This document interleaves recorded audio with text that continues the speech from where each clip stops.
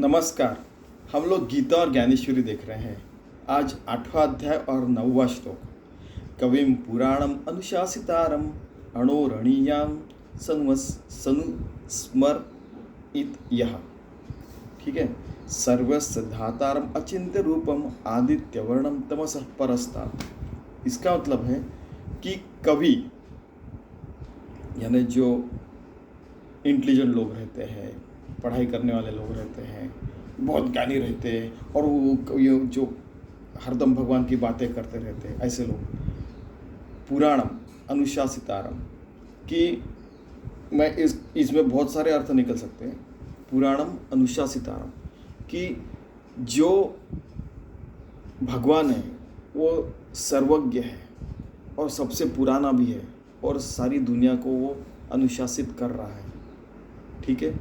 और बाद में क्या है कि वो सबसे छोटा है और सबसे बड़ा भी हमने पहले देखा है और हर चीज़ का वो आश्रय है।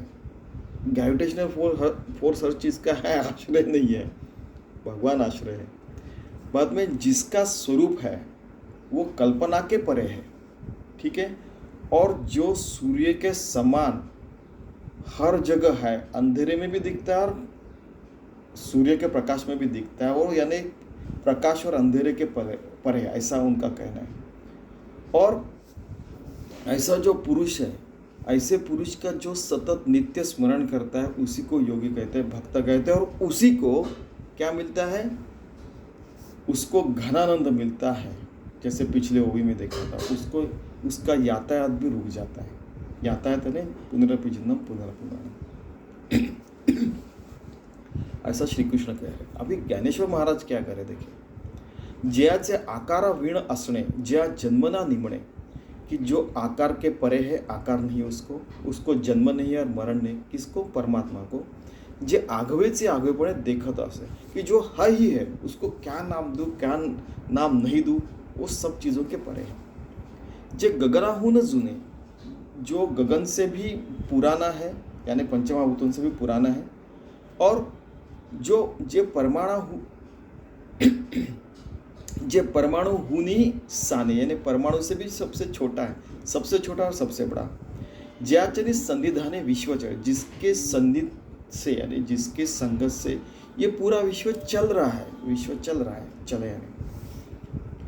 जे सर्वाते ययाविये सर्व जने जिये हेतु ज्याविये अचिंत्य जे, कि वो सब चीज़ों को जन्म देता है, जिसके कारण सब लोग जीते हैं, और जिसके हेतु के यानी और अचिंत्य जी, जिसको कोई भी हेतु छू नहीं सकता। जैसे हमने कुछ हेतु से कहा, हाँ अब मेरे को मैं अरबपति बनना चाहिए, इसलिए मैं काम कर रहा हूँ, मैं भगवान का नाम ले रहा हूँ आज, जय लक्ष्मी माता की, तो मेरे पास अरब रुपए आ जाएंगे। ऐसा हेतु लेके जो काम करता है उसका हेतु पता नहीं वो पूरा होता है कि नहीं। इसलिए बिना हेतु के काम करना चाहिए, परफेक्ट करना चाहिए, बाकी भगवान देख लेगा।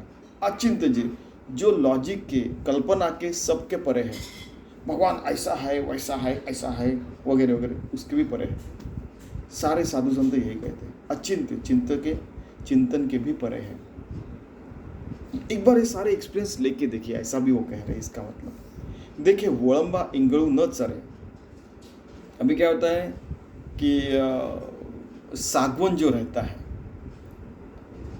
उसको हम लोग जलाते हैं तो जलता है, लेकिन सागवन को जो कीड़े हैं वो भी नहीं लगते हैं, असली सागवन। और सागवन को जो ऐसे लकड़ी ली, उसको टक टक टक आवाज़ किया तो लोहे जैसा आवाज़ आता है।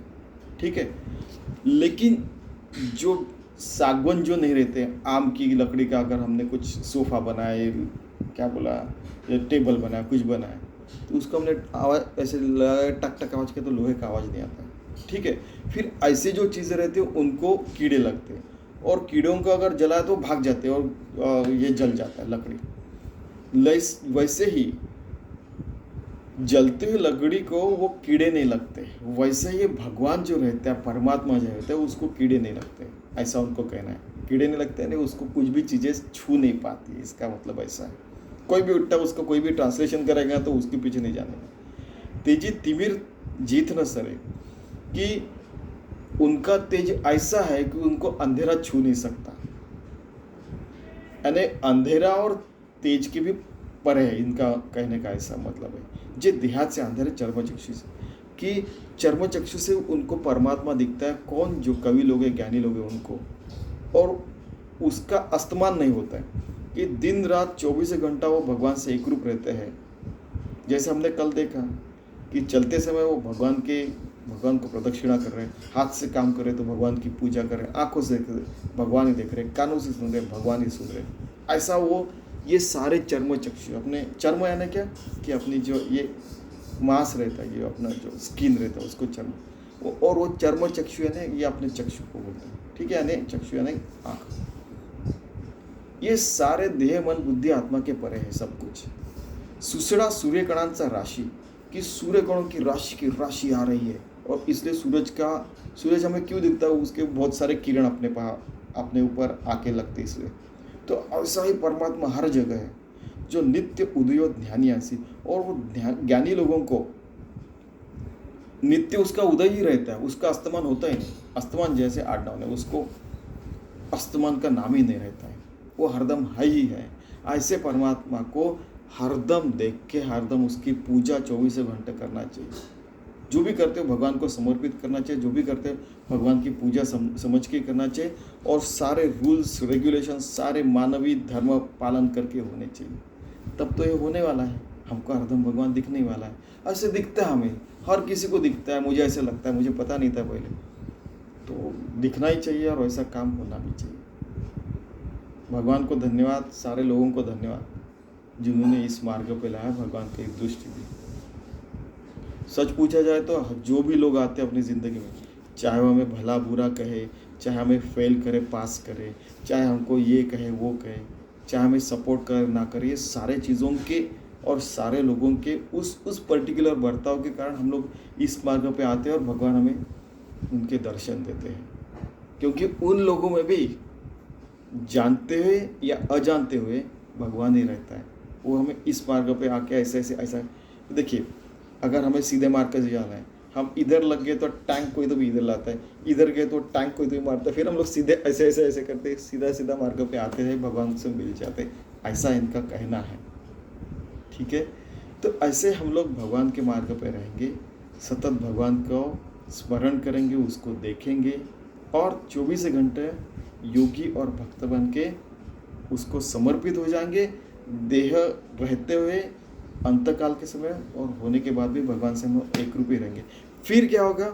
यातायात, हमारा यातायात जो है जन्म मरण का फेरा चूक जाएगा, और घनानंद, इस घनानंद सॉलिड, ये सॉलिड जो भगवंत हर जगह है, उससे हम एक रूप हो जाएंगे, उसमें घुल मिल जाएंगे। ठीक है, तो ऐसे ज़िंदगी जीने का हम प्रयास करते हैं।